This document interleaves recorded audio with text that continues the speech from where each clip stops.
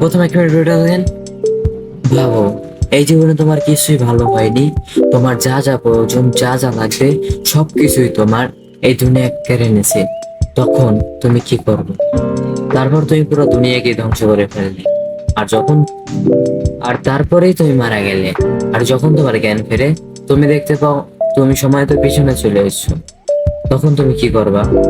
তুমি কি তোমার জীবনটাকে আবার ঠিক করতে পারবা? চলো শুরু করা যাক। এপিসোড শুরুতে আমরা একটা মানুষকে দেখতে পাই যার নাম জ্যাক। জ্যাক পুরো ব্যাটেল ফিল্ডে সবাইকে মেরে ফেলে। তার বয়স ছিল 34 বছর। সে বলে, আমি যদি আগে তরল চালানো শিখে যাইতাম তাহলে কি আমার বোনের এই অবস্থা হইতো? আমার বোনের আর এই অবস্থা হইতো না।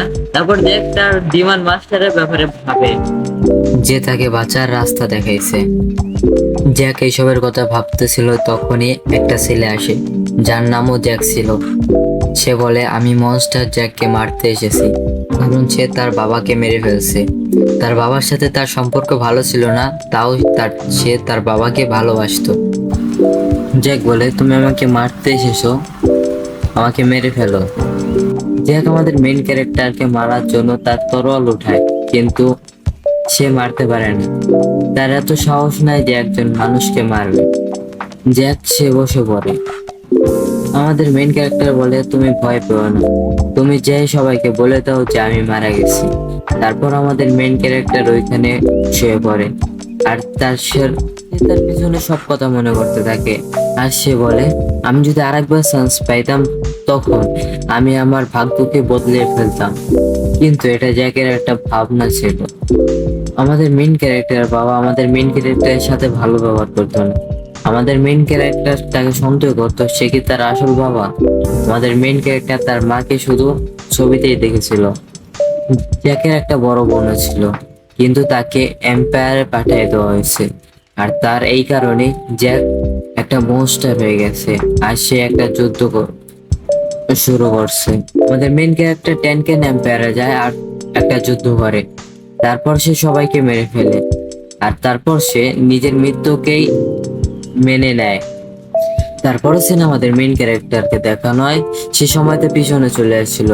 সে নিজের উপর বিশ্বাস করতে পারছিল না, তার বয়স এখন 14 বছর। আমাদের মেইন ক্যারেক্টার নিজের ব্যাপারে ভাবে। সে বড় একটা ফ্যামিলির সবচেয়ে ছোট ছেলে। আর তার বাবা তাকে একটা ময়লার মতো দেখে। একটা ভাই ছিল, সে তাকে শুধু জ্বালাতো আর মারতো। আর তার একটা বোন ছিল, সে সবসময় তাকে বাঁচাতো। আমাদের মেইন ক্যারেক্টার একটা জায়গায় বসেছিল, আর ওই বাগানের কাজই ছিল আমাদের মেইন ক্যারেক্টারকে পাহারা দেওয়া। ওইখানে অনেক মানুষ তাকে পাহারা দিতেছিল। আমাদের মেইন ক্যারেক্টার শুধু একজনকে চোখ বন্ধ করে বিশ্বাস করতে পারতো, তার নাম রন। সে আমাদের মেইন ক্যারেক্টারের সার্ভেন্ট। আমাদের মেইন ক্যারেক্টারকে সে অনেক কেয়ার করতো। জন আমাদের মেইন ক্যারেক্টারকে জোশ দেয়। আমাদের মেইন ক্যারেক্টার বলে, তুমি কি এখানে পয়জন মিশিয়েছো? জন বলে, না। আমাদের মেইন ক্যারেক্টার বলে, আমি তো তোমার সাথে ফাইজলামি করতেছিলাম।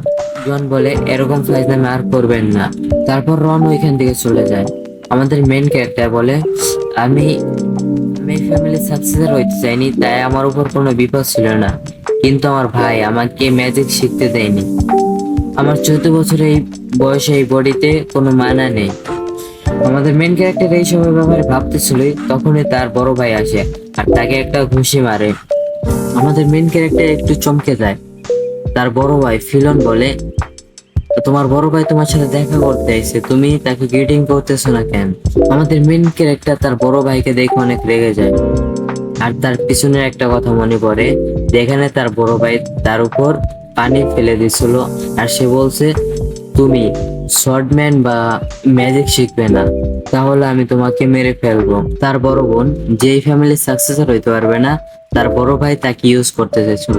আর এইসব ভেবেই সে অনেক রাগ হয়ে যায়। মেইন ক্যারেক্টার তার বড় ভাইয়ের দিকে রাগ হয়ে তাকায়।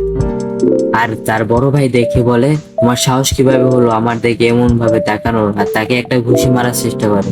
তখনই আমাদের মেইন ক্যারেক্টার তার হাত ধরে ফেলে। আর তার বড় ভাই বলে, তুমি হাত ধরার সাহস কিভাবে পেলে? তার বড় ভাইয়ের আর কিছু বলার আগে আমাদের মেইন ক্যারেক্টার তাকে উল্টিয়ে ফেলে দেয় আর তার মজা নিতে থাকে। তার বড় ভাই অনেক রেগে যায় আর তার তরোয়ালে ম্যাজিক এনে তাকে মারতে যাবে, তখনই বাটলার সামনে চলে আসে।